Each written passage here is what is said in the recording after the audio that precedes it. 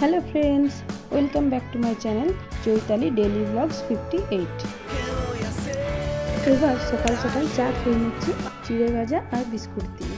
ছেলেগুলো পড়তে বসেছিল অল্প, তারপর উঠে গেছে, খেলা শুরু করে দিয়েছে আর আমি এদিকে কাপড়গুলো কেচে নিচ্ছি। বিকেলে গাছে জল দিয়ে নিচ্ছি। তো আমার ফোনটা যেহেতু খারাপ হয়ে গেছে, সেই কারণে সমস্ত ভিডিও করা সম্ভব হচ্ছে না। যতটুকু সম্ভব হচ্ছে ততটুকু দিয়ে ভিডিওগুলো বানাচ্ছি। এদিকে কারেন্ট চলে গেছে আর ছেলেদেরকে চার্জারের লাইটে পড়তে বসিয়ে দিয়েছি। ছেলেগুলো এখন পড়ছে। ওদের পড়া হয়ে যাওয়ার পর রাতের ডিনার সেরে নিলাম।